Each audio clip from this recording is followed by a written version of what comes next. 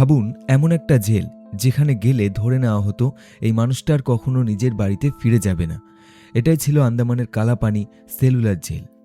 British শাসন 19 শতকের শেষ। পোর্ট ব্লেয়ার আন্দামান দ্বীপপুঞ্জের এক নির্জন কোণে তারা বানায় এক বিশাল কারাগার, সেলুলার জেল।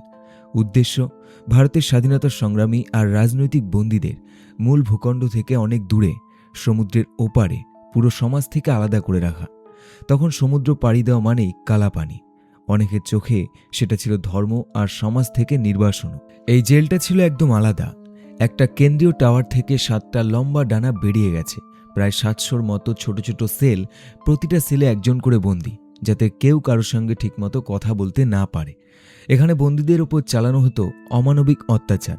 ভোর থেকে রাত পর্যন্ত তেলের কল ঘোরানো, ভারী কাজের অযৌক্তিক কোঠা না পূরণ হলে মারধর করা হতো, শেকল দিয়ে বেঁধে একাকী বন্দি করা হতো এবং নোংরা খাবার খাওয়ানো হতো। বহু স্বাধীনতার সংগ্রামী যেমন বিনায়ক দামোদর সাভারকার সহ অসংখ্য নামহীন বিপ্লবীর রক্ত আর ঘাম এই প্রাচীরের ইটের ভেতরে মিশে গেছে। 1930-এর দশকে এখানকার বন্দীরা অনশন আর আন্দোলনের মাধ্যমে এই নির্যাতনের বিরুদ্ধে প্রতিবাদ করেছিলেন, যা মূল ভূখণ্ডে সারা দেশে আলোড়ন তোলে। ধীরে ধীরে অনেক রাজনৈতিক বন্দী মুক্তি পায় এবং মূল ভূখণ্ডে ফিরিয়ে আনা হয়। আজ সেই সেলুলার জেল ন্যাশনাল মেমোরিয়ালের একটি স্মৃতিসৌধ, যা আমাদের মনে করিয়ে দেয় স্বাধীনতার দাম শুধু কাগজের উপর লেখা শব্দ নয়, এটা হলো অজস্র জীবনের একটা রক্তাক্ত ইতিহাস। কালাপানির এই ইতিহাস আপনার কেমন লাগলো অবশ্যই কমেন্টে লিখুন, এবং এমন আরও লুকিয়ে থাকা ইতিহাস জানতে চাইলে ভিডিওটি লাইক করুন এবং চ্যানেলটি সাবস্ক্রাইব করতে ভুলবেন না।